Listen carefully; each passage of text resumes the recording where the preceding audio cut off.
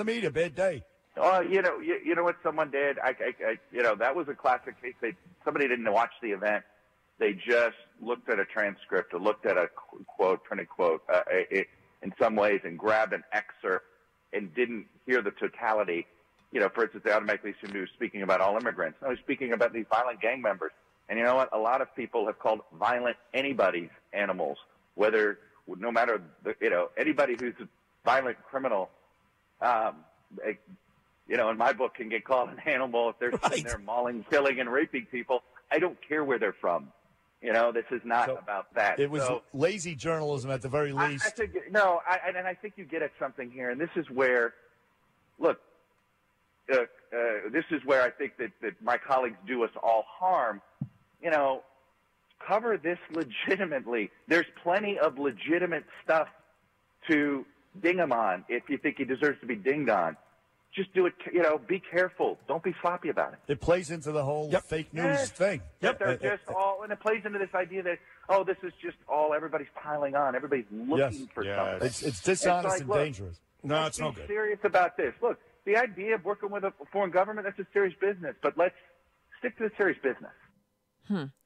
So it's NBC's Meet the Press host, Chuck Todd. That's who you were just listening to. And this was on Friday. He went on a radio program that apparently he appears on a regular basis. And he's speaking to Bernie and Sid in the morning on WABC radio. So this is a huge station, and he does a regular hit on there. And he comes on to talk to his friend and pal, and the subject comes up. Now, there were other things that they discussed in the interview, but I just found it interesting that he was able to find his ethics or his ability to believe in just honest reporting. And he said what I thought was so interesting about his comments is that he said, this really hurts all of us in the news. Cover this legitimately. This is where I think that my colleagues do us all harm. There's plenty of legitimate stuff to ding him on. If you think he deserves to be dinged on, just be careful. Don't be sloppy about it. And I wish that this was sloppiness. I do. I wish that this was a case of the news media just being sloppy, not paying attention when they heard something, and then ending up with this result. But this is a deliberate attempt to paint the president as someone who calls regular people they're lawbreakers for sure, but calls regular people who haven't committed any other crime except entering the country illegally as animals. So this is a second or third or fourth or however many, I don't know what number we are on attempts to make it seem as if the president says things about illegal aliens that he doesn't say. Now, when I say he says certain things about illegal aliens, he does. He does say certain things about illegal aliens. But he delineates. When he said many of them are rapists, he's talking about the 2,200 rapes a year that happen along the border, and a lot of the people who are being raped are children, and they're being raped by illegal aliens. Now, the reason you don't know about that is because Chuck Todd and all of his wisdom and, the choices that he gets to exercise as a person, he doesn't report on that. So, and if he has reported on it, he hasn't reported on it enough. He hasn't reported on it enough to make a dent in the news cycle because it doesn't serve his aims. So then you have Secretary of DHS Nielsen. She's on TV and someone brings up this whole, President Trump's comments about MS-13. And she said those comments were a straight up distortion of the truth. It's number 6. Were you shocked to see the media reaction depicting the president said, essentially the headlines in all the big papers was the president calls people who are in this country as immigrants animals? That was not accurate. He was responding to a comment from a sheriff talking about the gang problem with MS-13. Yeah, I have to be honest, I was a bit horrified. The president was very clear. If you listened to the tape or if you were in the room, it was clear he was talking about MS-13. I mean, this is a gang whose very motto is rape, control, and kill. I mean, the instances of the brutality and the violence that they conduct on communities is well documented. We have everything from sex-trafficked women whose head was bashed in 28 times to a gentleman who was stabbed 100 times, decapitated, and then his heart was taken out. So if anyone wants to quibble about whether we should call those people animals, perhaps the quibble should be whether we call them something worse. Right. It's got to be so frustrating to be physically in these meetings and hearing what is actually said and then reading reports that take it completely out of context. It wasn't just members of the media, but also lawmakers. Nancy Pelosi, who's sort of the lead Democrat in the House, read those headlines and ran with it. She did. So in other words, the craziness that is the media and their misreporting actually infects others who trust that media and take it at face value. They don't do any other research. Now, there are websites out there, they won't come up first in your Google search unless you always go to those websites, that instantly reported on the inaccuracies that were purveyed by those in the media who said he called all illegal aliens animals. Instantly. But you know, Nancy Pelosi, she couldn't be bothered with double checking. She couldn't be bothered with at least trying to understand the context of the comment. Remember, it was the Sanctuary City Roundtable where the comments occurred. One of the sheriffs was talking about just the brutality of MS-13 and how he can know someone's MS-13, but he can't do anything about it. And that's when President Trump made his commentary. Now, this to me is a symptom of Trump derangement syndrome, which is our theme for today's show. And I'm just going to highlight a ton of it for you. All over the media landscape, everywhere you look, people who simply hate Donald Trump, not for who he is because they loved him on TV, not for who he is because they loved him when he was giving to black causes and he was best friends with Al Sharpton and Jesse Jackson. It's not that they hate him for who he is. They hate him being the person who beat Hillary Clinton, the person who is enacting a seriously conservative Republican agenda in the White House, and they hate him for being right. See, that's the thing that I've been noticing, because for me, his tweets don't matter as much as what he signs into law, what he agrees to do on our foreign policy, the things that he's able to accomplish or not able to accomplish. And so there are certain coalitions that work against him in Congress, and there are certain, coalitions that work against him in every avenue. But in certain instances, he's still able to get the result that he wants. And so that's what I'm looking for. So it's not about loving or hating. It's more about what can he do as president? Because I'm not looking for a best friend. I'm looking for someone who's going to do what they campaigned. What did he promise on the campaign trail? It was also that way for me with President Obama, although I was hoping he wouldn't accomplish the things that he promised when he was campaigning. But I also looked at, look at his constituency groups. Look at the constituency groups of Barack Obama and how each of them was rewarded with certain things during his tenure, two presidential administrations. He was elected twice. And look at the people who got results. You'll notice some glaring deficiencies, as in people with the permanent tan like myself who voted for Barack Obama didn't get much from him in the way of his agenda. They didn't get a Supreme Court pick. They didn't get laws specifically geared towards cleaning up, writing, making better their communities. And so that's why we put together the blueprint over at Project 21, because we think if we have these great ideas and we take them to the Hill, take them to the Trump administration, we can actually dovetail those things together and get some results. So at the end of a President Trump administration, every constituency group in this country should be able to say, not only did he do things for our country as a whole, tax reform helps everyone as a whole, for example, but that he did things for communities that were severely disadvantaged and appear to be left in the dust when it comes to attaining the American dream. So Nielsen went on to say that somebody owes somebody an apology for distorting the president's remarks on MS-13. It's number 7. We believe, some of us who are attracted to the political arena, to government and public service, that we're all God's children. And so when the President of the United States says about undocumented immigrants, these aren't people, these are animals, you have to wonder, does he not believe in the spark of divinity, the dignity and worth of every person? Calling people animals is not a good thing. Secretary, what is your response directly there to Nancy Pelosi? How dangerous is this? Personally, I think those lawmakers owe the president an apology. They are misdistorting facts in a very dangerous way. The president's trying to protect Americans. He's making clear that he will not stand for this violence in our communities. And here you have elected members of Congress pretending that he's talking about something entirely different. It's dangerous, it's inappropriate, and frankly, it's just unprofessional. Whoa. You think we're going to get an apology? I don't think so. Because these people are infected with Trump derangement syndrome, and it's sad to watch. It's sad. When we get back, we're going to have our first guest, Tiana Lowe, founding editor of University of Southern California USC Economics Review. So stay there. We'll be back with more.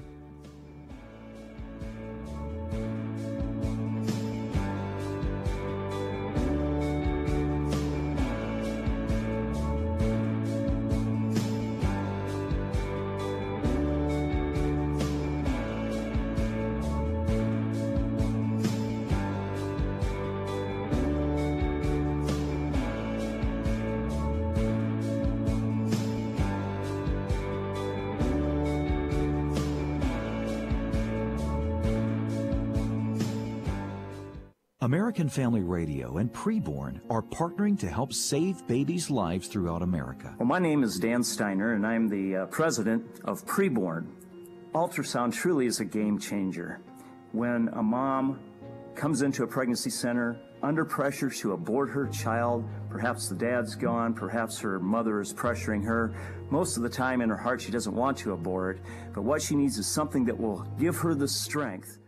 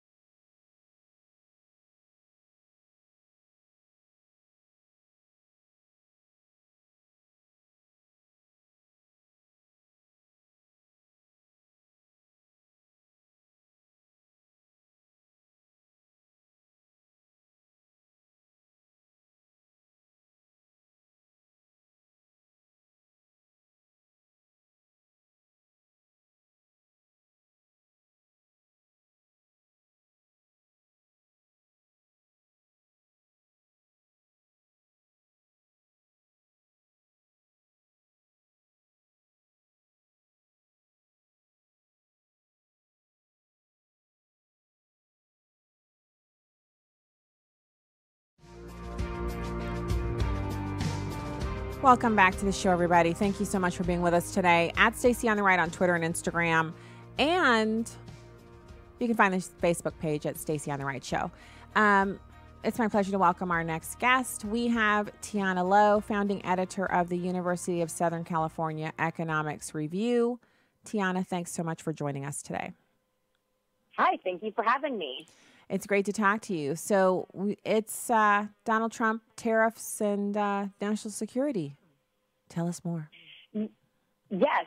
So the way that Trump has passed these recent steel and aluminum tariffs that are now sort of up in the air because of his recent negotiations with China, But the way that he passed them was through a very weird section of the law of the Trade Expansion Act called Section 232, which means that the president has unilateral authority to enact tariffs in the interest of safeguarding national security.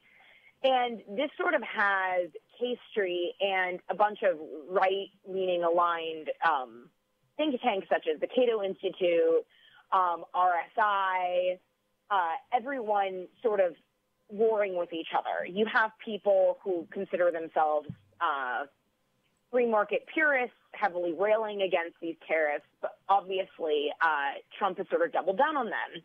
And the interesting thing that I learned, at least in speaking both with international trade lawyers as well as Sebastian Gorka, who is very close with Trump and used to serve in the White House as a senior advisor, is that Trump has basically taken it upon himself to sort of redefine what it means to safeguard national security.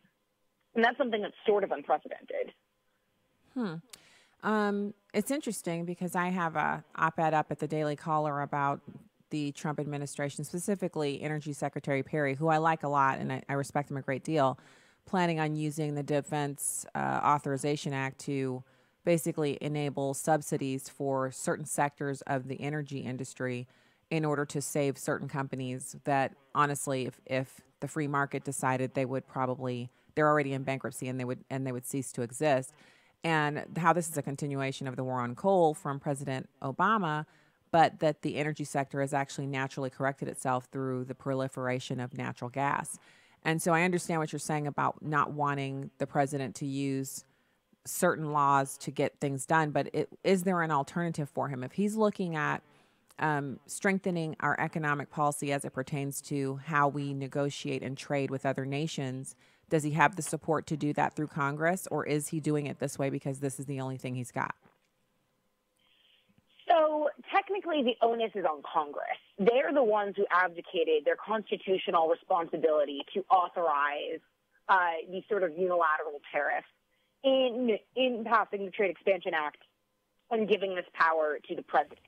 Now, the reason why this once happened was because when you think about if you're a senator and you're representing Pennsylvania and you're thinking about Western Pennsylvania, obviously you're going to think in the interest of steel producers, not necessarily people or companies who are consuming steel. The idea being that the president represents all 50 states, all the people. However, Trump probably governs more as a protectionist than most Republicans in Congress right now, and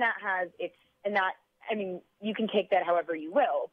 So when I was speaking with Sebastian Gorka, Dr. Gorka was saying that this, more than anything, is meant to be a declarative shot to expedite the conversation that is currently occurring between China and the U.S., and we have yet to see how that pans out. It's possible that this actually works as sort of this declarative shot. But with regards to raw national security numbers, Jim Mattis opposed these tariffs because we didn't really need to protect our industries for the literal sake of national security. And it is possible that in using a unilateral tariff rather than going to the World Trade Organization, we could alienate ourselves from our key allies. However, Trump has made exemptions for Canada, Mexico, and the EU, and most of the other countries on the list of imports of steel and aluminum tend to be covered by that. I mean, even China ranks pretty low for both steel and aluminum imports. So if it is about negotiations with China, it seems as though it's at least starting a conversation. I think that the exemptions have been good because it's kept us from alienating us from most of our allies. However, it is something where if Congress wanted to really stop these tariffs, they could theoretically take that power back. That is within their wheelhouse, but they just won't. So, I mean, if Paul Ryan and Mitch McConnell really oppose these, they have the power they can take this power back. Well, what would be the justification for taking the power back if we haven't yet seen what the result is going to be with the actions that the president is taking? Obviously, there is a need to correct the imbalance, and so he's trying to do it using this mechanism. What other options does he have to correct the imbalance that exists between our country and others, especially China, where they're stealing our intellectual property, et cetera, et cetera? So the idea being that obviously the intellectual property theft that China has enacted, both through official and unofficial means, is egregious and is something that must be confronted. However, my personal fear with what Trump is doing is obviously Trump has delivered us these historic tax cuts that will, and especially the corporate tax cuts, which makes us extremely competitive with Canada, that has resulted in one of the lowest unemployment rates in decades, that has resulted in one of the lowest black unemployment rate in years. Obviously great things. However, a tariff is essentially a tax on your own citizen. So historically, these Section 232 tariffs have been used to punish one country or to protect one industry that is in dire need. So, for instance, in terms of targeting one country, I believe it was during the Reagan administration, they targeted Libya and they tariffed their crude oil imports from Libya. And that was done to relative effect because Libya had basically done airstrikes on the U.S. Air Force, or they tried to shoot down the U.S. Air Force, and that worked as a punitive measure. The problem with this is that when you have this sort of potentially wide-reaching tariff, way less wide-reaching with the exemptions, which are smart, if you alienate yourself from your allies, it means that you cannot take more targeted action against China's massive IP theft, which is an issue. And I think it's because Trump is sort of viewing this from protecting our manufacturing industries rather than viewing it as reclaiming our intellectual property rights, because I think that Trump does, like, he does come from real estate, so he understands that manufacturing is of vital importance to this country. However, the tide of the economy is moving to a pure service economy and a pure information economy rather than a manufacturing one. And that's one where I think that members of the Cato Institute, members of RSI, are just urging the president to proceed with caution so that way we don't isolate ourselves from our allies when it comes to the international diplomatic stage. Because it is very well possible that we can get concerted efforts across multiple countries to punish China in an effective way. And to an extent, this is something that actually the Obama administration, I am sort of surprised to say that when I looked into it, they did these very targeted lower-level tariffs to specifically punish IP theft, which needs to be punished. But if anything, this will deliver a political win to Trump for his base. If this does spur a conversation with China that is productive, then it could work out that these were good. But it just always needs to be reiterated that the World Trade Organization exists to punish nations who have violated sort of this international order, to allow us to work with our allies to have a strategic initiative to tamper down bad behavior of nations hostile to democracy like China. Okay.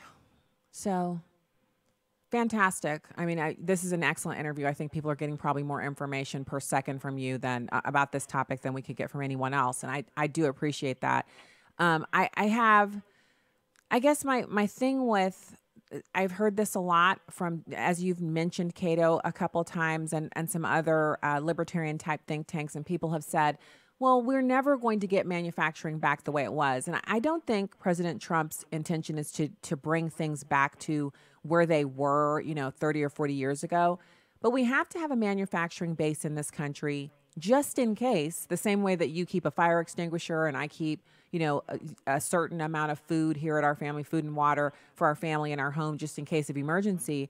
And that is, if we need to produce large amounts of steel and we lack the infrastructure, then how can we go about doing that in a time of war or, a time of unrest or something where we need to be able to do these things? So I understand the idea that we're an information-based society, but if we completely eliminate all of the infrastructure and everything that has to do with manufacturing things for ourselves, it makes us very vulnerable on the international scene as it pertains to our national sovereignty, just being able to take care of ourselves. So that's one where there are sort of 2 points I have to say to that. One, in enacting corporate tax reform, obviously individual tax rates, lowering them were great. I think everyone has seen a big boost to their paycheck. But where the long-term gains of Trump administration will be seen is in lowering that corporate tax rate. It enabled this country to maintain far more of its manufacturing industry than it would otherwise, especially making that corporate tax rate especially competitive with Canada, which is obviously a realm where we can share a lot of manufacturing. So that has been great. The second point I have to that is obvious, so we have that 3% figure. That's what the Defense Department needs. Obviously, there are other industries that require steel. I mean, it's something, there are under 1 million jobs, I think, that are directly steel manufacturing. But there are millions and millions and millions of jobs that use steel as a capital good. So this is actually a figure that Dr. Gorka cited to me. So it's 60,000 people work directly in steel production, and then there's 6 million people who work in industries that need steel to manufacture stuff. He sees this as why would you not focus on the 60,000 people? I see it as you have 6 million people who are demanding your good, who are already driving up your own prices domestically. So the steel industry, if anything, has not really been in an economic crisis. And I think that there's a case to be made that there are some industries that do, and you cited with energy. Energy is sort of a different market because there's obviously physical limitations in how far energy can be transported. Whereas steel, we already have a pretty large domestic demand for our steel, and then we already have an international demand for our steel. So I think it's just you don't want to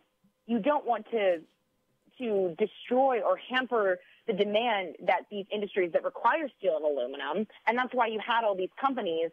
I think it was Anheuser-Busch, the beer company. They also came out and protested the aluminum tariffs because obviously beer comes in aluminum cans. Mm-hmm. And you just have to think that there is already that a demand will already exist in this country because we do have so many people that creating it artificially and making it too expensive and putting smaller businesses at risk of being unable to afford these capital goods that are required to create their final products is not necessarily, I think, in the interest of the president's long-term agenda.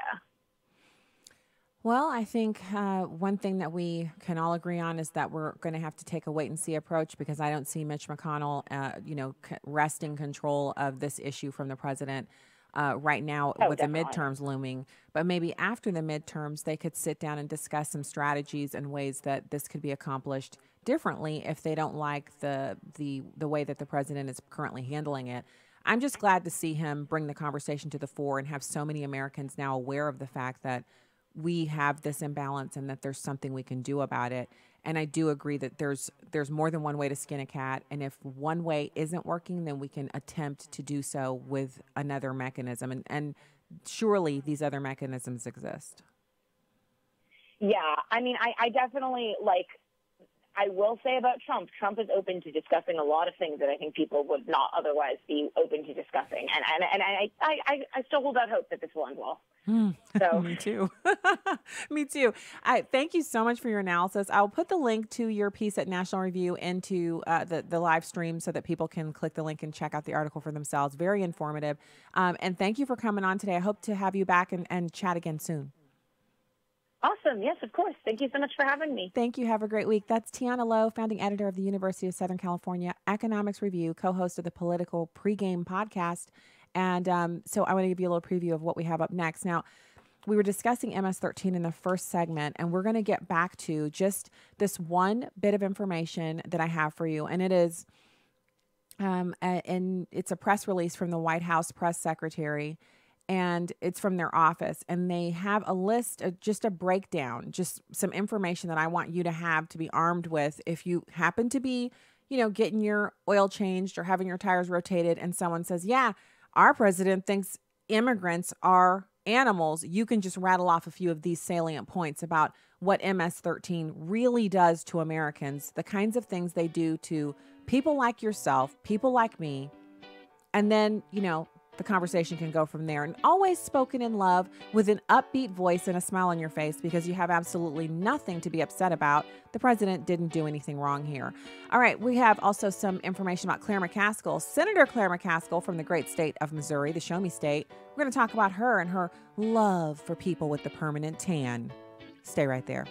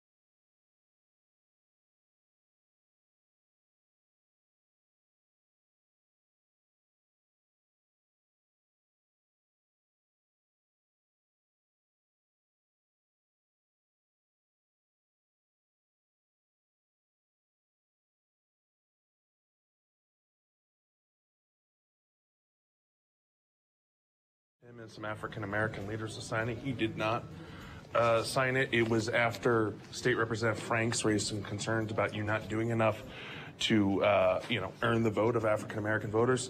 Can you first just kind of respond to why did you want this letter out there, and just kind of what are you doing to make sure African-American voters know that you're with them? I'm doing things like today. I am doing meet and greets. I'm trying to be everywhere I can possibly be to listen. I'm talking about my record, like Jim Nunley talked about today, where I saw a public health problem and realized drug court made more sense than warehousing people on low-level drug offenses. I co-sponsor criminal justice reform. I fight for Pell Grants. I try to be the kind of senator that listens and responds to the needs of the African American community. So coming here to this specific center, this is with very much in mind the African American community, and then why didn't Emmanuel Cleaver want to sign this letter? I don't know. I mean, I think maybe the letter elevated the issue maybe more than it should have been, and it was fine. I mean, listen, here's the bottom line. I am going to work very hard and not take one vote for granted.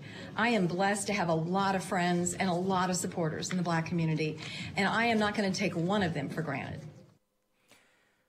So, okay, I got a lot to say about that. First, welcome back to the show. Thank you for being with us today. Happy Monday. Is today Monday? I'm running to keep up, you guys. We have huge family event coming up at the end of this week, which is our oldest child is graduating from high school. And I'm telling you, her walking across that stage is me walking across there too. And then it's just the first. She's the oldest, so it has to happen again and again. And she's off to college in the fall. So I'm feeling all of the seriousness of this whole week. It's just coming down on me.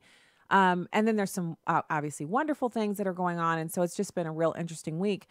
And when I listen to Claire McCaskill, so when someone brings up Black issues to her, she immediately thinks of things that Black people care about: incarceration, drug prosecutions, things like that. So Black Americans don't care about economics. We don't care about, really, obviously, we don't care about much other than things having to do with criminality. Now, here's the problem with that. I know you guys already know. I have very, very, very sharp, on point listeners on this show. So I know you guys can feel the heat coming. Why are those the only things that Black people care about? I mean, help me understand why as soon as you bring up the letter that she sent seeking everyone in the state of Missouri who's Black and elected to sign it and say, in other words, to basically say, Black community, stop what you're doing. Stop breaking into homes and breaking the law and doing whatever it is you're doing. Stop gangbanging and pay attention for a minute. Claire McCaskill is your friend. And when it's time to vote, don't forget to pull the lever for Claire, because she wants to make sure that, certain prosecutions don't negatively impact the Black community. The Black community is not comprised primarily, meaning majority-wise. It's the bulk of us are not criminals. So yes, there's a higher level of criminality in the Black community because there's a higher level of poverty. But it in no means delineates that the majority of Blacks only care about prison reform. Yeah, we care about it. But that's the first thing she thought of? That's the first thing she came up with? How about economic empowerment? How about better school systems by enabling people who are living in failed districts, instead of saying you need to move 30 miles away from here? Why don't you just take your kid out of that failed school and put them in the Catholic school down the street or the independent school down the street? If your kid can get in there, why shouldn't they be allowed to go? But you know why she's not going to make a suggestion like that? Because she absolutely knows and understands that parents, once they've got that going on in their neighborhood, the ones who don't leave in the first or second or third round are going to start to say, wait a minute, I had to cut this TV off and start doing more things with my kid. I had to make sure my kid understands their homework at night because the school is starting to thin out, and I want to be able to move my kid along with the other kids who've just left. All of a sudden, parents will start waking up and smelling the roasted, what the Java roast or whatever your favorite cup of coffee is, and they'll say, hey, this is within my own power. I actually don't need Claire McCaskill to send money to unions or to cause me to want to support unions, teachers unions specifically, because I got no problem with regular unions. It's a teacher union that is partially responsible for what's happening in K through 12 education. It's their desire to put teacher pay and benefits above every other outcome that has partially yielded this result. The other part of it is parents. But you never see Claire McCaskill talking about that. Now, her kids are obviously all adults now, but they didn't go to failed public schools. She didn't have to worry about high crime in her neighborhood. She's done very well for herself, and more power to her. This isn't about being jealous, but it's about her short-sightedness. And I'll tell you what, for my Missouri listeners, she's just another Hillary Clinton. And if you don't see that, if you don't recognize that, you need to borrow these. But more than borrowing my glasses, you need to borrow some common sense from somebody close to you, because that woman thinks the same thing about Black people that Hillary Clinton thought. Natural-born predators need to be brought to heel, unable to be helped by social programs. That's what she thinks about Black people. Oh, she loved Barack Obama, but that's because they were political bedmates. That's because they made all of the policy ideas of the left more mainstream through their constant plugging of failed policies. And so no matter how you look at it, you think Claire McCaskill is on your side because she somehow, she cares about Black people. Just look at the Black elected officials in the state of Missouri. They refuse to sign the letter because they understand. Claire's been in office for one full term now. And instead of her bringing home results for the people of Missouri, all the people of Missouri, including those who have the permanent tan, she has been busy doing things that have harmed constituents in Missouri. And she talks a good game. I've listened to a few clips of her at these different meetings where she'll do a town hall and someone will ask her a tough question. And when she answers, she's just like, oh, she sounds like someone that you might be sitting next to them at church and you turn and ask them a question. And when they answer, it's just like, oh my goodness, listen to this sweet grandma. She's just so sweet. Just so kind. You just want to squeeze her on the shoulder and, just sit a little closer and just enjoy. But her actions, her votes don't amount to that. And so this is an opportunity for the people of Missouri to have a second senator who is acting in their best interest. And I've been pretty happy with Senator Roy Blunt. He actually keeps up with the constituents. When he's back in the district, he takes meetings with people, interested stakeholders. And if you want to get a hold to him through his office, you can. You can actually reach out to him and get a response from someone in his office. Claire McCaskill, I always get form letters. I reached out to her. This was years ago. I reached out to her about some veterans issues that she claimed that she was caring about. She was doing these veterans roundtables, and she was going around the state meeting with veterans to talk about their issues. So I couldn't meet at any of the places that she was going to, but she had said clearly in her communications about the meetings, if you are unable to attend one of our listening sessions, please reach out to my office via email, and we will respond to your request directly. They sent me a form letter back. So I don't think that's because I'm Black. I think that's because that's what they were doing at the time. It was a show. It was a dog and pony show in order to get veterans to think that she was on their side.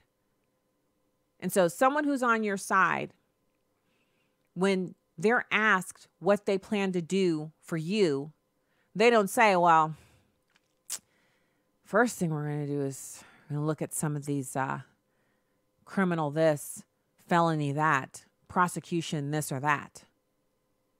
Because the first thing she mentions that's top of mind for her, that's how she sees that constituency group. And so it's clear to me that Claire McCaskill thinks that Black people, that's all we got going for us is we need help with prosecutions and things like that because we're criminals. And that's pathetic.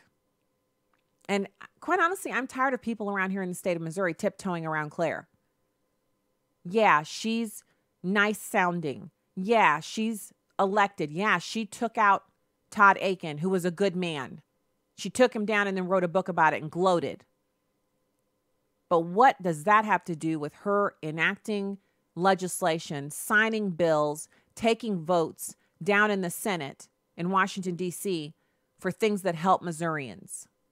It's got nothing to do with it. She's a gun grabber. She's pro-abortion. She's in the arms of Cecile Richards. They're like best friends, getting their hair dyed together and all that stuff, keeping the highlights tight.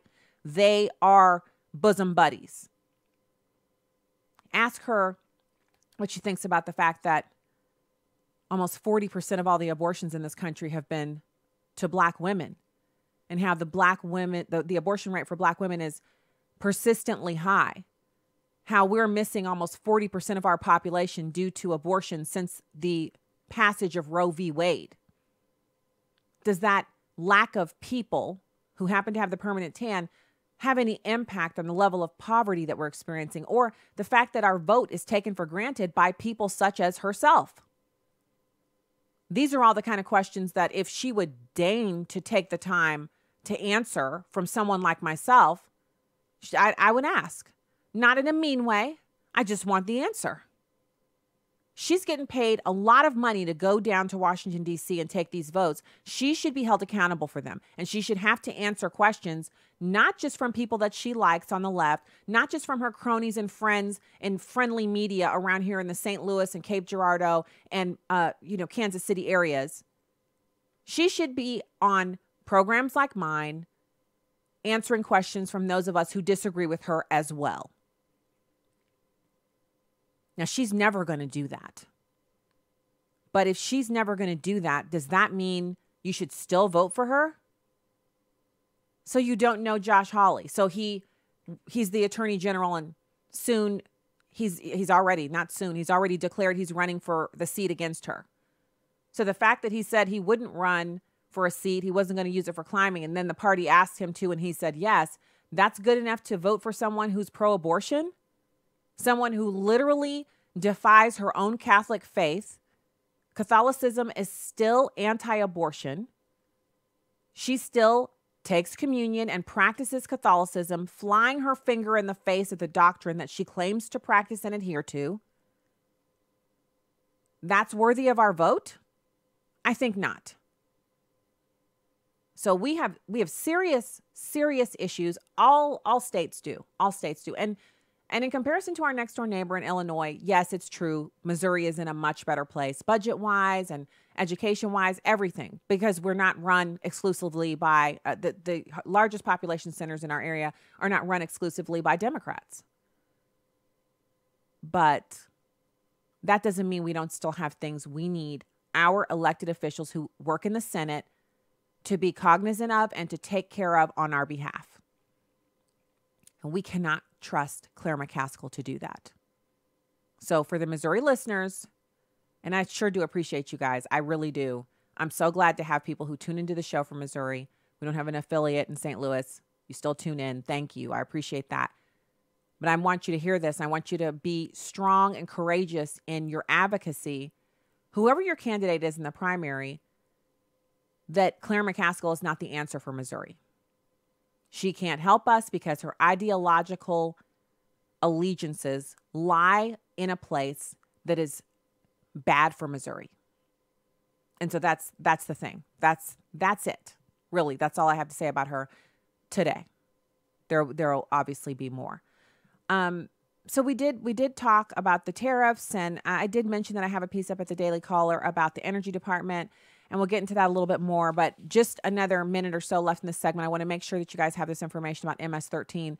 The press release from the White House talks about what you need to know about the violent animals of MS-13. So he wasn't kidding when he said he wasn't going to stop calling them animals, okay? So savage dragon energy Trump is still in effect. So what? The violent animals of MS-13 have committed heinous, violent acts in communities across the country, and many innocent Americans have fallen victim to them. Now, in Texas, 2 MS-13 members have been charged after kidnapping and sexually assaulting a girl and murdering another. 2 MS-13 animals laughed, smiled, and waved for cameras in court as they faced the charges. New York communities have suffered tremendously from the abhorrent violence of MS-13. Nearly 40% of all murders in Suffolk County, New Jersey between January of 2016 and June of 2017 were tied to MS-13. MS-13 is a transnational gang which follows the motto of kill, rape, and control by committing shocking acts of violence in an attempt to instill fear and gain control. President Trump's entire administration is working tirelessly to bring these violent animals to justice. Yes, he said animals at least 3 times I could see in this press release, so nothing's changed. We'll be back with more right after this.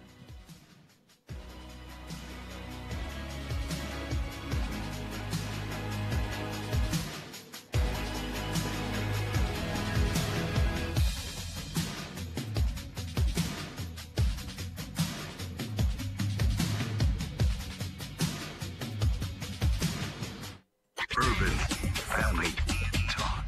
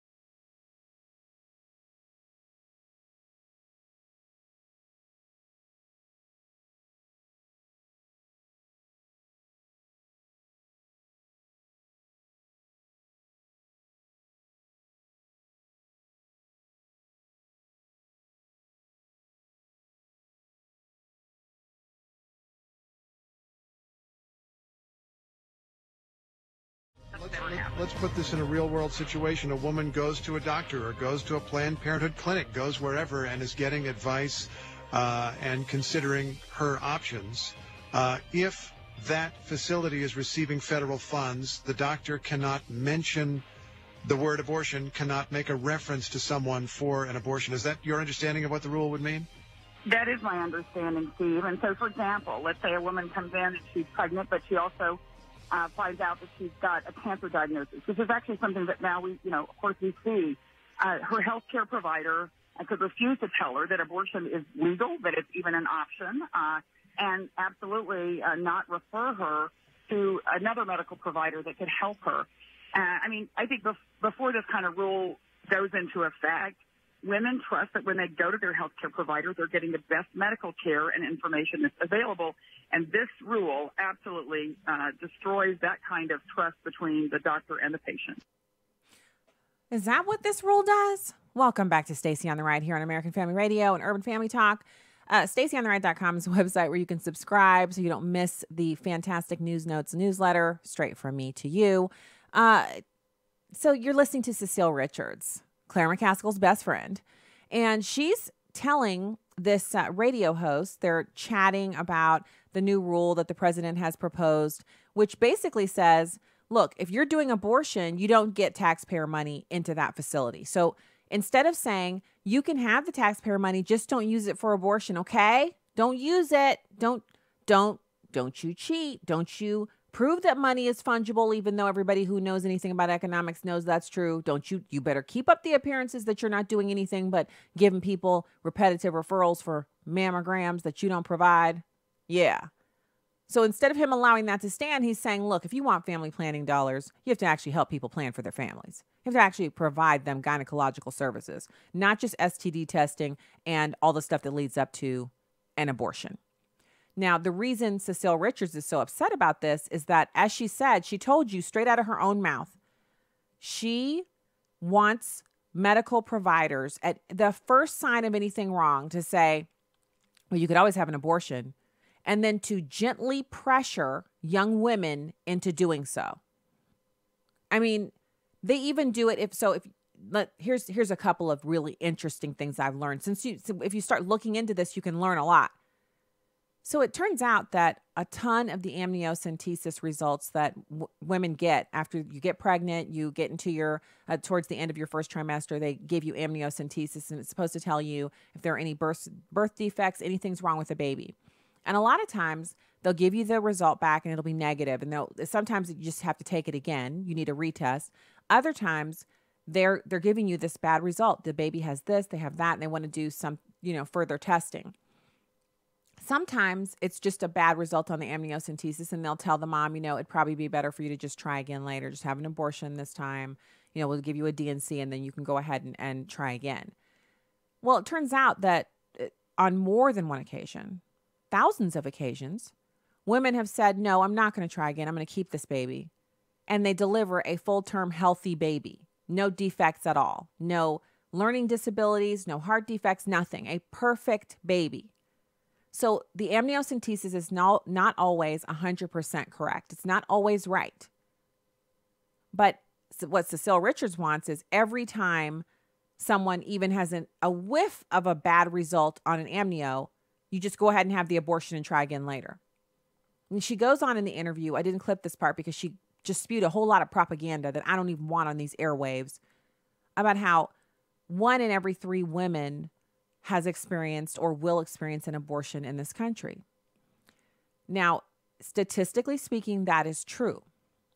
But what she didn't say was, I want even more women to experience abortions, because as long as she can say 1 out of every 3 women has had an abortion or will have an abortion, she makes it seem as if it's a foregone conclusion that it's a part of your future. That's Satan talking, because he's the only one around here, these parts, who would want you to experience an abortion. Not like, 90% of all Americans will experience a flat tire. 95% of Americans will need to call AAA or some other roadside service because their car is broken down. Or, something benign like that. yeah, nobody wants a flat tire, but it's not going to change your life for forever. New study out just recently. I just read it over the weekend. I was thinking to myself, this is stuff I've been speaking about for years. Shows that the majority of women who experience abortions then later on go on to have mental illness. And this is from 2011. So the story, it's not a recent study. It's a study that was done, and it was published on CBS. CBS News did the story in 2011. And the reason it's so stunning is that in 2011, CBS still had enough real news chops to want to report something like that. You can never get a report like that through CBS now. They would never publish it because their sacred cow, abortion, has to be protected at all costs, even if that means detrimental outcomes for women. So as she's explaining all of her, I mean, it's just nonsense. She says, look, if you don't like abortion, just don't have one. She might as well just, did her head like that too. Could you hear it? Like, as I was saying, listen to her say it. It's number 4. Basic assertion being made there that some people are profoundly morally opposed to abortion and they just don't want the federal government to have anything to do with it. So just cut it off, set it to the side. Why not? Well, I mean, this is a right that was established for women in this country more than 40 years ago. And if people don't support abortion, they don't have to have one. I think the important thing is women in this country have the right to have all the healthcare information they need to make the best decisions about themselves, their pregnancies, and their future. And that's what Planned Parenthood stands for. So even though she's no longer the president of Planned Parenthood, she's still going at it like nobody's business. And the reason she's doing that is because she's got something to prove. You heard at the news break at the top of the hour from One News Now about how, David Daleid's group, the Center for Medical Progress, and those who are standing with him are experiencing setbacks in the courts.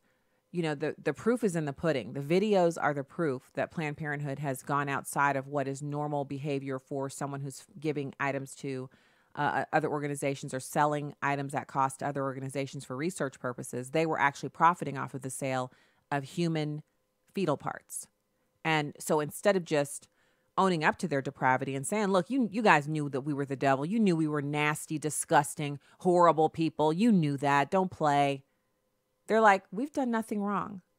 We didn't do what the videos show, even though the videos clearly show them doing some pretty, it's ghoulish stuff. Makes horror movies look like just stuff you can watch over lunch. And if you haven't watched those videos, you have to watch them. You have a duty to watch some of those videos. It'll sear your soul, but you gotta know what it is that we're talking about here. And so you've got that, and you've got her out on this kind of media tour. She was on an NPR station, and NPR, if you look across the country at their ratings, they have huge ratings across the country in cities, major metropolitan areas, where they have these people on, and they're very to the left. But because they have the NPR news style, which is very much, it's like, the hosts never raise their voice. They speak to you as if they're talking about, bread prices or milk prices. It's just very, very, low key, and they keep that tone, and they're really close in on the microphone. They never lift their voice up. And it's supposed to be pure information. It's National Public Radio. But if you have only been listening to NPR, you don't realize how left they are because it's baked into the cake. And so the fact that they would have her on to talk about this proposed rulemaking by the president, and he did play an audio clip of the Collegians for Life, or one of the pro-life leaders for one of the younger groups. She had a very, very good comment, a very, very astute bit that she said about this. And then in response to that, he plays the audio clip and then lets Cecile Richards respond to it. And the reason he did that is because that makes a lot of sense for his listeners. Here's someone saying something that sounds emotionally charged and interesting. But here on NPR, all things are considered. So let us go to the former head of Planned Parenthood, Cecile Richards, and she will provide context and facts to rebut these statements. Thank you, Cecile Richards, for joining us today. You see, if you listen to that too much and you think they're the only people who are experts, these are the only ones who want to tell me the truth. They never get upset. They never raise their voice. They never, ever even go outside of, low tones. And as they begin to share and put things forward, they create an atmosphere in which you need not question their loyalties or their veracity or their authority because they are NPR. But they just showed themselves, they just outed themselves, ripped off the whole thing, and now you see underneath they're naked. They're interviewing Cecile Richards as if she's a credible source of information on reproduction and family planning. Family planning, as it has been twisted, really refers to abortion. It's not about planning a family.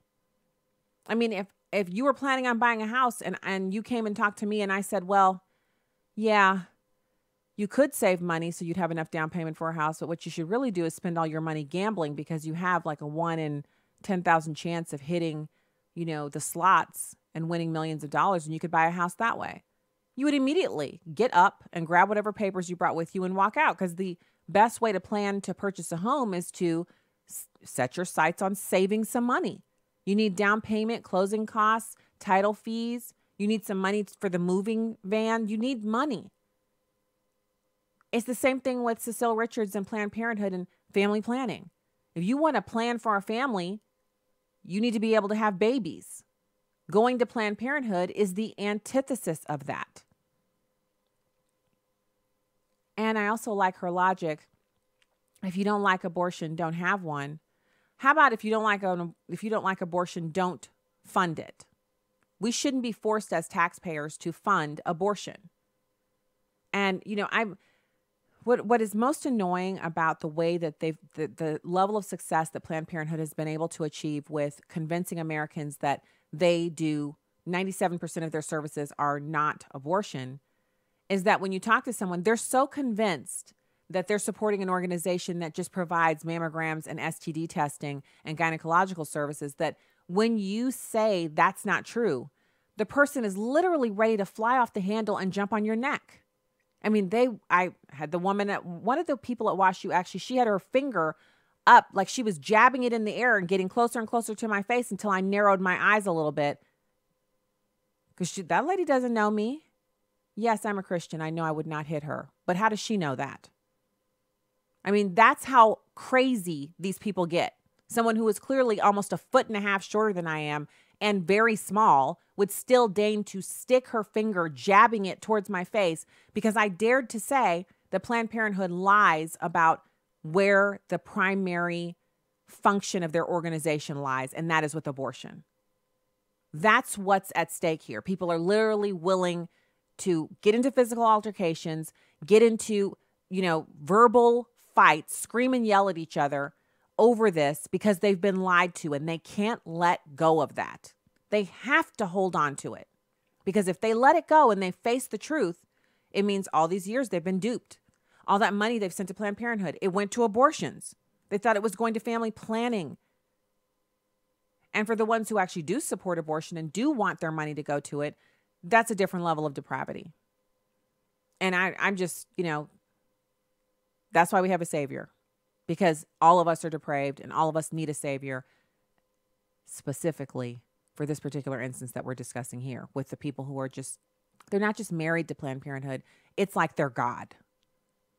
So I thought you might find it interesting that she's still out there, smoothing over the sins of Planned Parenthood, the abortion giant, the primary source of abortions from Roe v. Wade until now. They situate their centers near the Black community and the Hispanic community because that's who they're out there to abort. It's disgusting. All right, when we get back, we have more show for you. We're going to actually be speaking to Donald Lee Sheppard, author of The Dividends of Decency, right after these messages. Stay there.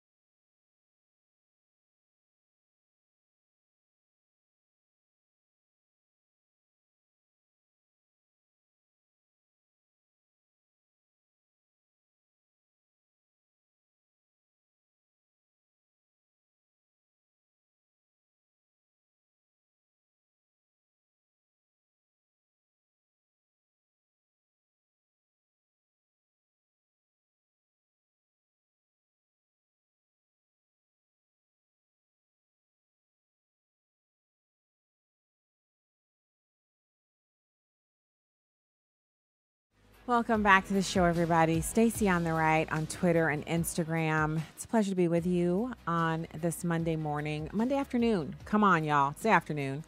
And it's my pleasure to welcome Donald Lee Sheppard. He's the author of The Dividends of Decency. Thank you so much for joining us today, Donald. Stacy, I'm delighted to have the honor to be on your show. Perfect. So let's talk about your book, The Dividends of Decency. You're talking about the White House Code of Conduct and why actions matter more than words. Tell us more. Well, it's really just as it says. There's so many business organizations, for example, that have significant codes of conduct. I can think of Enron. I can think of Volkswagen. I think of Boston Scientific. I can go on. But they're just a bunch of words. They're 60 pages of nothing. It's what you do. It's how you lead that really is the factor. How you are as a leader, a role model, and demonstrating the values that should be exhibited in your organization. So it's really actions as opposed to words. Is that clear? Did I answer the question properly? Sure. So you're talking about different businesses that have made horrible choices, and sometimes, disastrously so. In the case of Enron, many people were hurt by their duplicity and their illegal actions. The same thing with Volkswagen. They really fudged the numbers and they presented lies to the American people, really international customers as well. And so what are the examples that you would give of the same type of actions from the Trump administration? Well, literally a lack of honesty, in my view, a lack of creation of trust or fairness. I think missing service in the best interest of all people, consistency, openness. It's that a leader lives with integrity and ethics. It's not something you borrow or occasionally or adopt part-time. And that's, in my view, what's missing in the White House is that lack of integrity and ethics. Sure. So, but of course, listeners would want to know what specifically you're talking about when you say a lack of integrity and a lack of ethics. What specific actions has the president taken with signing legislation into law, or actions he's taken towards the Senate or Congress, or things that his administration has done that have specifically been, you said, dishonest, lacking candor, et cetera? Well, when I speak, I will answer you. I promise I'll answer your question. But I'm not talking about policy as much as I am dealing with character and leadership skills. But I'll give you an example from my viewpoint. Now, I'm not the expert that you are, but in my view, the tax cut bill, to me was dishonestly presented as a major boon to middle-income people in America, when in fact 70 or 80% of the benefit went to the rich, the top 1%, and large corporations. It was misrepresented as being a good thing for all people, when in fact it wasn't. Now, again, you asked me a specific, Stacey, and only to be fair, I responded with one, but that's an example of not being honest or clear or fair. So I'm of the understanding, based on what you've said, that you are taking that information from what has been put forward in the media about the tax bill. Now, specifically speaking, the Office of Management and Budget has reported back that over 80% of Americans have received benefit from the tax bill, which is kind of outrageous considering that 47 to 50 million Americans don't actually pay the income tax that is affected by the lowering of the rates. So everyone was touched in some way, save, a little less than 20% of Americans. And those Americans had much more minimal exposures. But then there's the business side where we're now up into the hundreds of businesses that have given bonuses, expansions in pay and benefits, raises, et cetera, to their employees. So I think we probably just disagree on what has actually happened in response to the tax bill and who was affected by it. If you don't pay very much tax, you're not going to have as huge of a tax cut as someone who pays more. That's just logically speaking how percentages work. If you lower a percentage, you have to actually have paid into that to experience the savings. But you also talk in the book, you talk about the critical connection between principles and profitability. Mm-hmm. Do you want me to cover that? Yeah, absolutely. Yes. And but by the way, the issue on the tax bill isn't the percentage of people that were affected by it. It's that the percentage of people that got the vast majority of the benefit from it. And I just want to make this point as we wander through. I'm speaking from the standpoint of being a Republican, conservative Republican, fiscally conservative, successful businessman in the 1%, and I found that distortion. Anyway, I won't go deep into it. I'm not speaking from a standpoint of being a liberal or left-winger. I've always voted Republican and as a conservative, but I'm trying to answer your questions specifically. The distinction, what I'm meaning by the connection between principles and profitability is this. Most, I'd like to say all, but I'll just use the term most because I don't have data. Most companies work towards not profit, but of involving their various constituencies, employees, associates, customers, clients, community. When you have everyone be a winner in the process of building a business, profits follow. And that's what that means, is that successful companies don't have profits as the first goal. Everyone knows, and I've built my own business, you have to make money and you have to grow. And everybody recognizes it, but that's not the goal. The goal is to involve people, satisfy people, have them all behind the mission and whatever. And when you have that, the profits follow. That's the connection that I'm referring to there. Let me stop because I know we don't have that much time. Well, no, we're good on time. I agree with you that your principles form the basis by which you can then, erect a company and there are different structures within your company that support or hinder profitability. And so you want to have principles and you want to be able to operate within those. So I wonder if you feel it's a principle that President Trump is answering, that he actually campaigned on a number of issues, that he would actually take meaningful action in a number of areas, and that the actions that we're seeing him take as the president, actually they're running alongside that list of things he said he would do on the campaign trail. Do you see that at all? Yes. I'm not going to argue with you on all of those, of course, because it sounds like he's honoring a lot of promises. Whether their policies that benefit the majority of Americans or all of America is another issue. Whether he's involved the various constituencies, as opposed to, please don't take this wrong, as opposed to a partisan divide that seems to be growing wider. That would be the issue for me in terms of principles versus profitability. It's not just honoring so-called promises. Not all the promises that he made any sense, by the way, like building a wall. But you're right. You are right. I think it makes sense. Other nations have walls at their borders to protect their sovereignty. Mexico has a wall along their southern border. Hungary has a wall to lessen migration, even though they're participants in the EU. There are a number of nations, like a lot of them, like literally dozens of nations that have functioning border walls that prevent illegal entry into their country. And we actually have border fencing and a little bit of wall in certain instances along our border.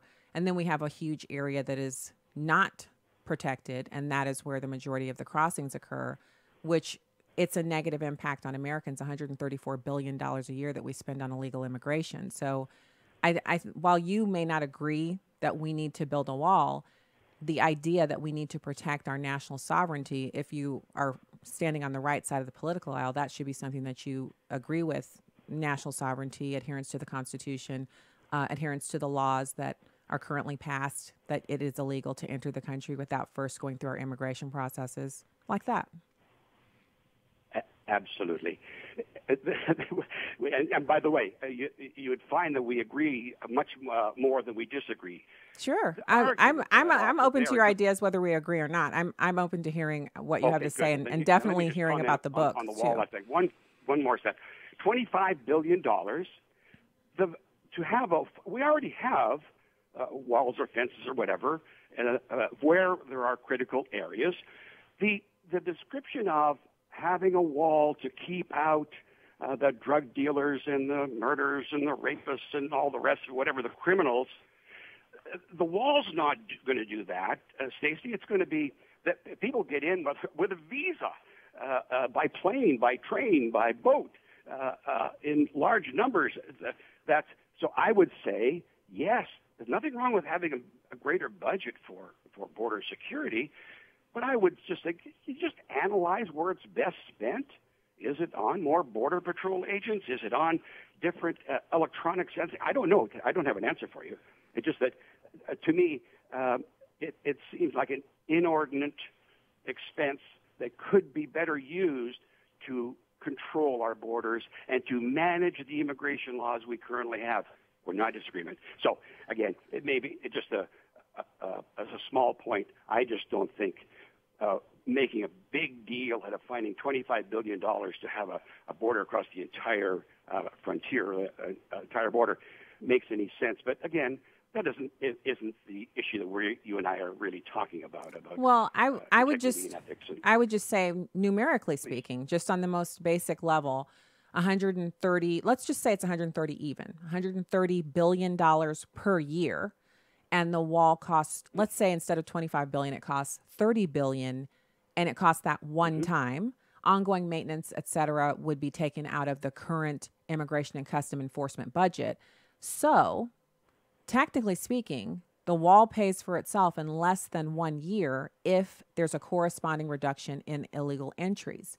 Now, when you talk about the visa overstays, the majority of the visa overstays are not engaging in the kind of criminal behavior that the president has been so castigated for mentioning: the rape, the kidnapping, murder, drunk driving, offenses that result in them being incarcerated in federal prisons, which costs American taxpayers an exorbitant amount of money.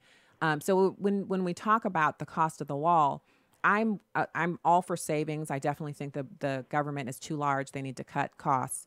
But when it comes to things that are constitutionally mandated, like maintaining the border, I would rather see them spend the $30 billion on that to save some of the $130 billion that we're spending on illegal immigration every year as taxpayers.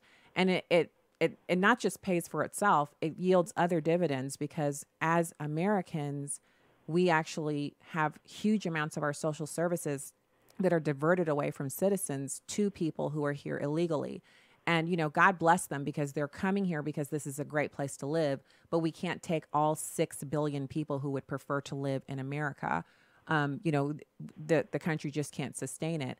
And the best thing for us to do is, if we have a good policy in place that discourages illegal immigration and we have a sealed border, not a porous one, then people are encouraged to make their own countries better, to stay in their own countries and work within the strictures there to achieve the same kind of success we've had here in this country, which is buttressed by the fact that our USAID agency also spends billions of dollars a year sending money, U.S. taxpayer dollars, out to these countries to help them along that pathway. I would say to you, as I listen to you and your argument and as you presented it, makes total sense. So I can't accept that. I don't really know where the numbers come from, and $135 million, whether the border wall eliminates that cost. There's so many variables. If in fact, $30 billion building a wall eliminated all those costs and solved all those problems, my goodness, we should be cheering and yelling at the borders as they build it. But I don't have any data or information to I can understand, especially if you're hearing this for the first time. I would just say the information that I'm sharing with you is from Numbers USA. They pull all of their information from government databases that cover the expenditures that taxpayers make on a yearly basis for illegal immigration. And it's broken down by state. So some states have much higher costs than others. And I agree with you that people cheer when they think $30 billion on the wall could save up to $130 billion on, costs spent per year on illegal immigration. Mm-hmm. Obviously, it wouldn't be perfect. I don't think it would wipe out $130 billion in spending, but we would definitely experience savings. And one of the things I think is so important about this, because we're having this conversation, and you're a conservative Republican, but you're not in favor of the wall. Yep. I'm a conservative Republican. I am in favor of it.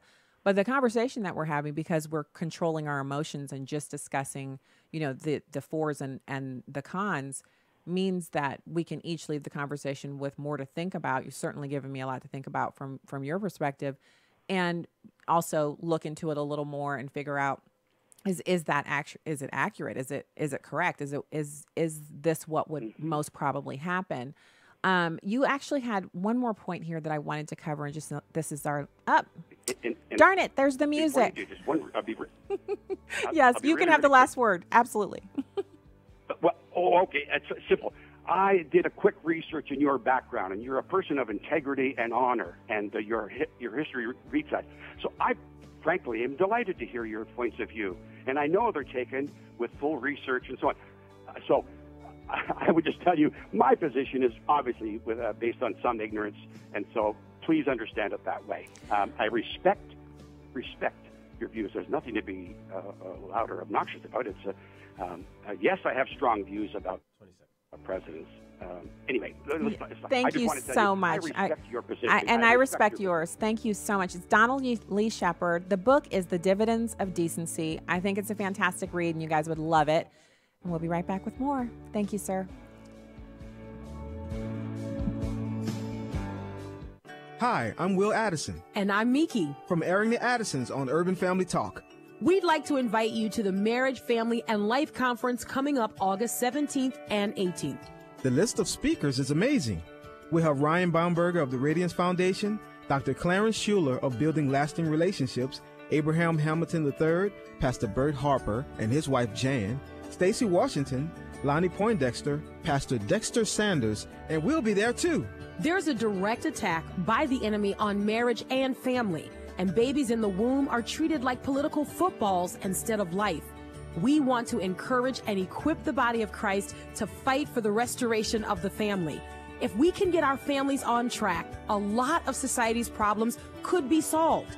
The Marriage, Family, and Life Conference is from Urban Family Communications, a division of the American Family Association. You can learn more and register at urbanfamilytalk.com. I shoot up dope when I was sad, when I was happy, or just was bored. I've lived off fast cash and drugs for a long time. The Teen Challenge took me in. This program saved my life. I won't be leaving the program the same person I was. If you know an adult or teenager who's struggling with a chemical addiction, Teen Challenge can help. Call us today at 417-581-2181 or reach us online at teenchallengeusa.com. This is Urban Family Talk. David Butts of Harvest Prayer Ministries challenges us to see prayer as a gracious gift from God. Show us, Lord, how to pray with greater effectiveness. Lord, help us to understand more of your heart in our city, in our churches, in our nation, literally around the globe. The Gift of Prayer is a powerful new DVD that teaches us the importance of prayer. It's a great resource for your church or family. Available for purchase or download from the AFA Cultural Institute at afastore.net. Hi, I'm Will Addison. And I'm Miki Addison of Airing the Addisons on Urban Family Talk. Family is so important to everything. I mean, think about it. Right after God created Adam, he made family by creating Eve as his wife. We'd like to invite you to the Marriage, Family, and Life Conference this summer. We have a full slate of experts to help encourage and equip the body of Christ to fight for the restoration of the family. Our speakers include Ryan Baumberger of the Radiance Foundation, Dr. Clarence Schuler of Building Lasting Relationships, Abraham Hamilton III, Pastor Bert Harper and his wife Jan, and more. We'll even be there. The Marriage, Family, and Life Conference will be Friday and Saturday, August 17th and 18th at Hope Church in Tupelo, Mississippi. Come help us fight back against the enemy's direct attack on marriage and family. That's the Marriage, Family, and Life Conference put on by Urban Family Communications, a division of the American Family Association. You can learn more and register at urbanfamilytalk.com. Welcome back to Stacy on the Right. All of it is litigated you're trying to break news here and it's not working. I'm sorry. Did you just say something that a lot of people on your side of the aisle are not willing to say? I'm not on a side of an aisle. That's an offensive tell America, remark. did you vote for Hillary Clinton or Donald Trump? How did your I wife did not vote Tell for America. president. I left that spot blank on the ballot that day. But it's not appropriate for you to go around probably didn't think she asking needed people your who they help. voted for. No, it's all appropriate to ask me things, but not other people. I think America we should asked you know. to come on the program because you're a representative of the president. Yes, I think that's the And point the of the president interview. thinks The president thinks that there's no nexus between any Russian interference and the outcome of the election, and a lot of folks think that now, which is why they're moving on to someone's lawyer being on your network 160 plus times in a short amount of time. You don't have those screaming graphics anymore of Russia collusion. Someone on a different network last night ran all these outtakes from people on your network and others where Adam Schiff was promising, Russia collusion. People were promising we're going to have evidence of this. You confused America and you wasted time talking about that instead of things that really matter to America, like a great, prosperous economy, national security, renegotiated trade deals. These things matter to people, Brian, and you know it. Look, if you think your job is to get the president and not get the story, you ought to just own it. Just say it. Because I know your viewers expect that now. Look at their comments all the time. Don't have Trump people on. They expect you to be reflexively, invectively anti-Trump. I'm glad it's you're problematic. here. The goal is not to get the president. I'm happy to be here. The goal is to get the truth. Wow. So I think she did a great job just then. She really outlined how differently maybe Brian sees himself in comparison to what's being played on the network. And I think it's really interesting that in the end, it's not so much that like I turn on the television and I expect to see people who are just staunchly conservative and oh, Trump is so fantastic. But there's no balance to it. There's no balance to what they're doing on CNN. And as someone who's been on there, I mean, when Kellyanne Conway says your viewers expect a certain thing, they expect CNN to try to take down the president. Nowhere is it more evident than when you go on the show and you read your tweets. I literally, because I have the little special notifications on this jazzy thing here. So when it's in my purse and I'm on the, I'm in the chair, I'm looking at the camera, I'm doing my appearance. It's never more than 6 minutes. Sometimes it's 6 minutes, but I only get to make 2 sentences because there's 6 other people on. How can 6 people have time enough to express themselves? And I never know everyone who's going to be on. Like sometimes even when they say it's going to be you and these 3 other people, then when I am actually on the air and Don Lemon starts talking, it's Don Lemon and then 4 or 5 people who hate President Trump so much they're literally drooling, and then me. And so I had someone tell me once, well, you don't have dragon energy. I know. I don't have dragon energy. Now, I can get pretty worked up. I can get an attitude. I can throw down. I've done that on CNN before. But I didn't like how that came off. And so I already know I don't have dragon energy. That's not my thing. That's not my lane. But when I go on CNN, it's for something specific because every time I've been on, before I'm off the air, I already have 10, 15 tweets, and they're full of profanity. They literally cannot even tolerate just hearing what I'm on there to present because the pre-interview is like nobody's business. They pre-interview me. You would think with the amount of pre-interviewing I'm doing that I'm on for like a half an hour by myself. It's just me and the host, and I'm going to be talking a lot, and they need to know everything that I'm going to say in my perspective. They make me do the pre-interview for sometimes 30 minutes, every subject under the sun, and then they'll cancel me or they'll have me on, and I have, like I said, me and 5 other people, and it's a 6-minute segment. Or if it's 2 segments, and it's me and 1 other person, that person just talks and talks and talks and talks over me, and that doesn't even account for the fact that you don't have a return camera when you're remoting in from a remote location. So they're located CNN is in Atlanta, Georgia. I am in St. Louis, for these hits, it's downtown. So I'm down there. You don't have a feedback camera where you can see everyone on the set or what the scene looks like, a live view, because it slows down what you can hear in your ear. So all of that data coming back and forth at the same time slows it down so much that they don't put a return camera up for you. So then, and that's to minimize the delay. So the person isn't asking you a question and then you're sitting there like you're overseas and then all of a sudden you answer. So I don't know what they're doing. And the last time I went on, they were making faces and being really juvenile while I was talking, and I didn't even really go in. And you know what I mean by that. I could have went all the way in on what they were saying. Anna Navarro was cursing, and the others were saying things about President Trump that aren't true. And so again, we're back to the theme of today's show, Trump derangement syndrome. When Brian Stelter says he didn't vote for Hillary Clinton, he didn't have to. It's every day on the air is a vote for Hillary Clinton and in his behavior. His behavior is he is a Clinton surrogate. He's a surrogate for the Democrats, and anyone who comes on, it's open season to attack them and their family and to hurl the worst kind of invective and just nastiness online. The CNN viewers really feel justified in doing that. So that brings us to, and we're covering this because what did I say to y'all? Over and over and over again, I said, scratch a scandal, find a Democrat, right? I had said it so much, it was like people were putting it in the comments on the different streams. Scratch a scandal, find a Democrat. Well, here we are. A year in, more than a year in, to this so-called Russia collusion investigation.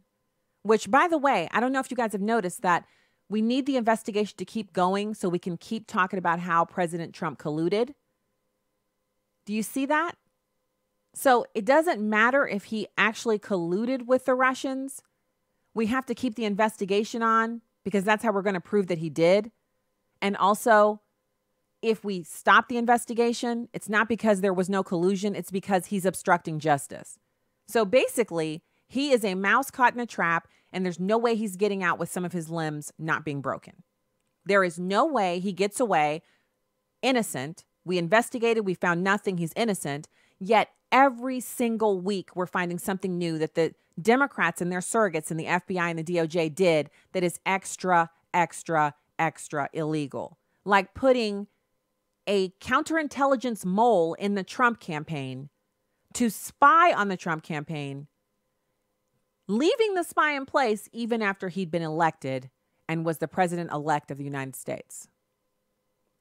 But again, scratch a scandal, find a Democrat. Here's Kimberly Strassel, and she's on the Wall Street Journal editorial board.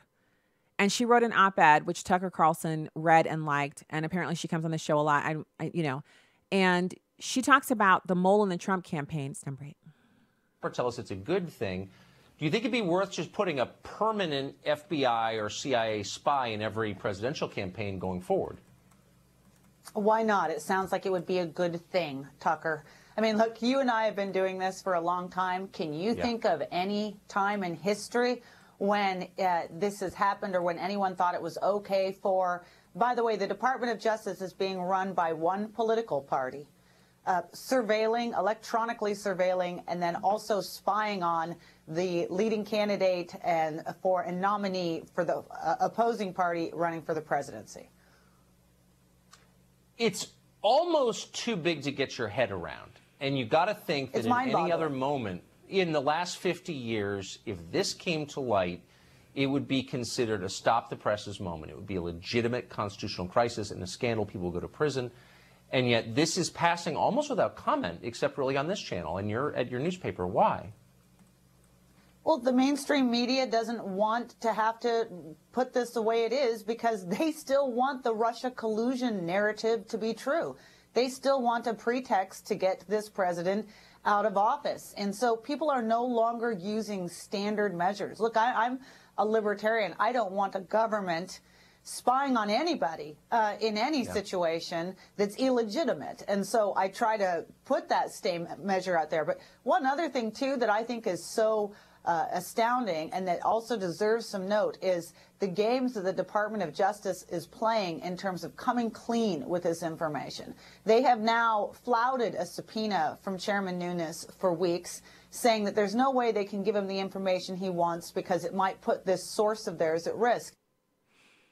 Okay. So a lot of information there. Suffice it to say, none of it's good for Team Mueller.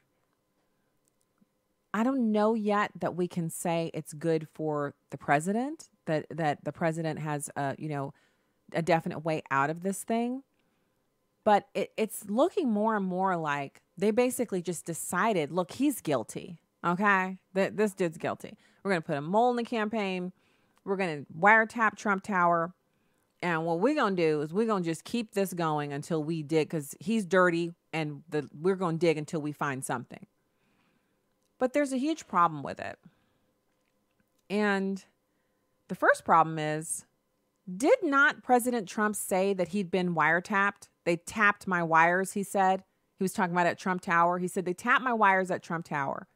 Everybody in the media lost their minds. They just Trump derangement syndrome themselves into hyperventilation. Have y'all ever seen, you must have seen, a toddler in the store throwing a tantrum, and they get to a place where they're determined to get their way, and so they keep crying, but they've basically cried themselves out. So now they're just kind of heaving, and they're just like, they're just totally cried out. And they are so mad. They're red in the face. It doesn't matter if they're a little black baby, whatever. The face is totally hot. They're cried. They're sweating. They're on the ground. And if the parent just lets them go, like, are you going to do what you're going to do, but you're not getting that candy or that toy or whatever, they just keep crying until they just can't take it anymore. And now they're so upset they can't remember why they were crying.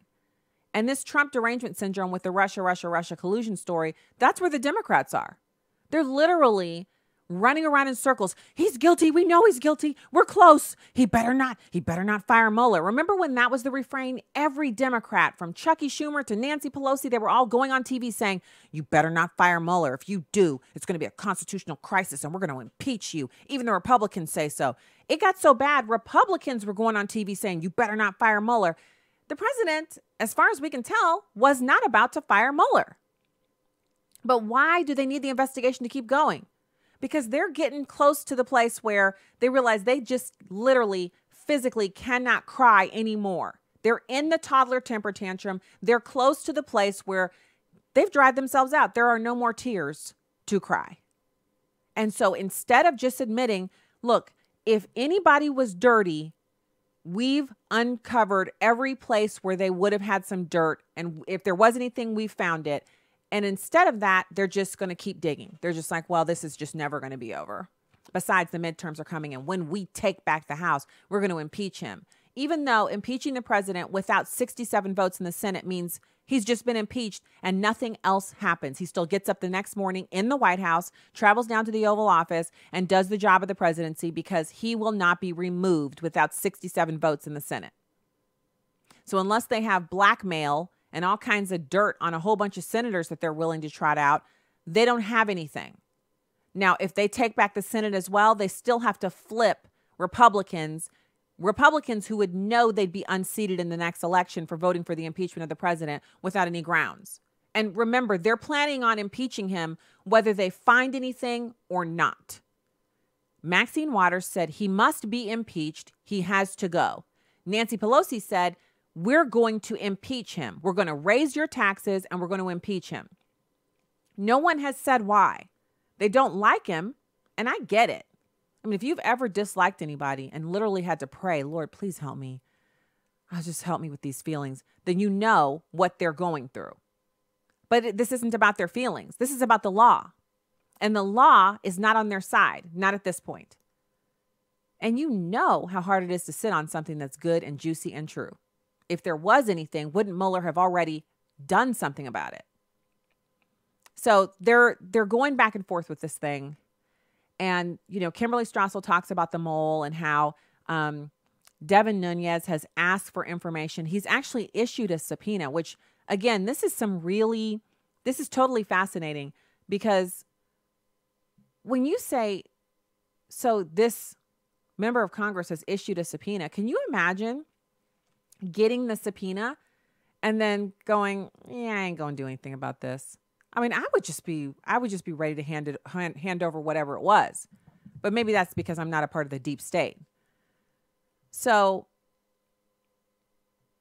she talks about being a libertarian, Kim Strassel. She talks about the subpoena from Chairman Nunes for weeks and how that has not been answered, and how they're leaking information out to the press about this mole, and that she thinks she knows who it is and Tucker Carlson thinks he knows who it is. So the secret's really out. It's just a matter of time. Meanwhile, like him or not, like his tweets or not, like any of it or not, the comments, all the other stuff, whether you like it or not, the president is actually delivering on his agenda. And the more he's attacked, the more sympathetic he appears to people who voted for him. So it's backfiring on him. All right, that's the show. We'll be back with you tomorrow with more Stacey on the Right. God bless. Have a great evening.